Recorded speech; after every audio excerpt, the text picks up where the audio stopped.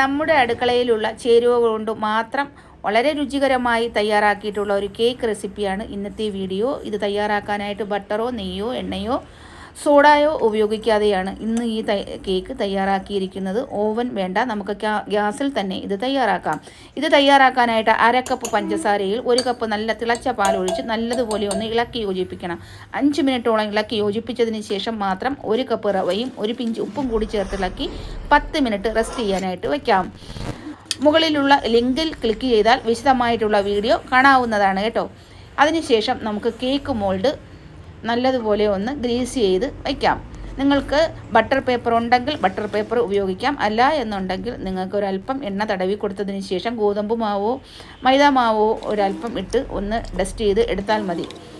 1 spoon ഏലക്കാപ്പൊടിയും 1 ഈനോയുടെ പാക്കറ്റുമാണ് എടുത്തിട്ടുള്ളത്.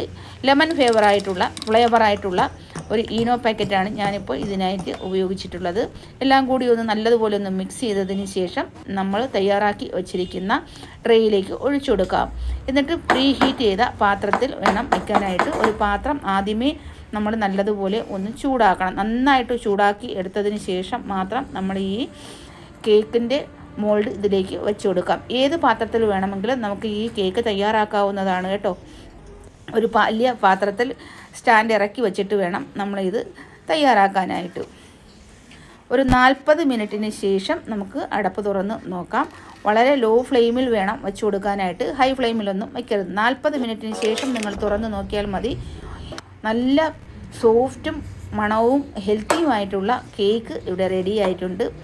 ഇഷ്ടപ്പെട്ടാൽ like അടിക്കാൻ മറന്നു പോരുത്. അതുപോലെ നിങ്ങൾക്ക് ഇഷ്ടപ്പെട്ടവർക്കൊക്കെ നിങ്ങൾ ഈ വീഡിയോ ഒന്ന് ഷെയർ ചെയ്ത് കൊടുക്കണം. കുട്ടികൾക്ക് സ്കൂൾ വെക്കേഷൻ ടൈമിലൊക്കെ മാർക്കറ്റിൽ നിന്ന് പോയി അൺഹെൽത്തി ഫുഡ് വാങ്ങാതെ നിങ്ങൾ ഈ രീതിയിൽ തയ്യാറാക്കി വെച്ചാൽ കുട്ടികൾക്ക് കൊടുക്കാനായിട്ട് വളരെ നല്ലതാണ്.